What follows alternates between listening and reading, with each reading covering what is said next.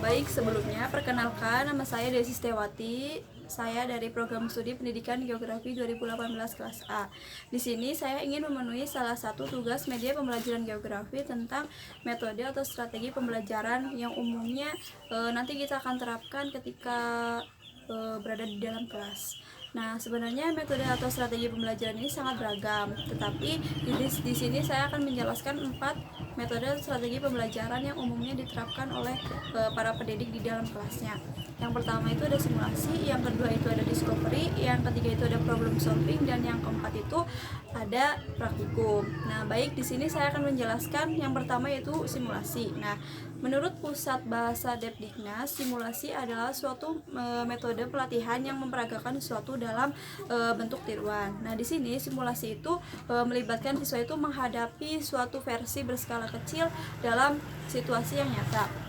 Nah, simulasi ini digunakan untuk memperagakan sesuatu sehingga siswa itu merasa seperti berada dalam keadaan atau kondisi yang sebenarnya. Jadi dengan adanya metode simulasi ini membuat siswa itu merasa bahwa dirinya itu berada dalam kondisi yang sedang diterapkannya. Saya memberikan contoh yaitu mitigasi bencana sebagai upaya meminimalisir terjadinya suatu bencana atau mitigasi bencana tersebut. Nah, kenapa saya mengambil contoh mitigasi bencana, simulasi gempa atau upaya memitigasi bencana, bahwa anak-anak di sini itu merupakan kelompok yang paling rentan terhadap suatu bencana, terutama itu di sekolahan.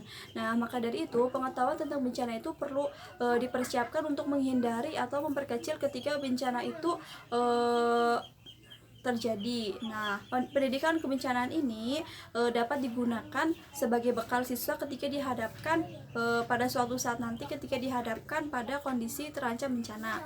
Nah, di sini metode simulasi ini guru menjelaskan terlebih dahulu, mengarahkan terlebih dahulu kepada siswanya agar bisa mempraktekkan upaya mitigasi bencana tersebut. Nah, selanjutnya itu ada metode atau strategi discovery. Nah, tujuan metode discovery ini yaitu membantu meningkatkan pemahaman yang dalam akan isi terkait suatu penemuan. Jadi ketika di sini tuh siswa itu dituntut untuk berpikir kritis oleh gurunya. Nah, dengan ini siswa itu akan terbuka pikirannya untuk mencari informasi-informasi apa yang mereka ingin ketahui. Yang ketiga itu ada problem solving. Nah, metode ini diharapkan agar siswa itu dapat memecahkan suatu permasalahan. Nah, media analisis masalah ini digunakan sebagai alat bantu untuk melihat semua sudut pandang dan faktor yang saling berkaitan terhadap suatu permasalahan. Nah, di sini kan siswa itu berangkat dari pengetahuan yang sangat terbatas. Dengan dikolaborasikan oleh pengetahuan guru, dijelaskan oleh guru, diarahkan oleh guru, maka di sini siswa tersebut bisa mencari jalan keluar atau solusi yang dihadapkan oleh suatu permasalahan tersebut. Nah, contohnya yaitu pada mata kuliah geografi konservasi dan reklamasi lahan. Di sini dosen itu memberikan tugas untuk kita menganalisis suatu permasalahan lahan, terutama lahan kritis. Nah, di situ dengan itu kita bisa memikirkan bagaimana latar belakang masalahnya dan solusinya.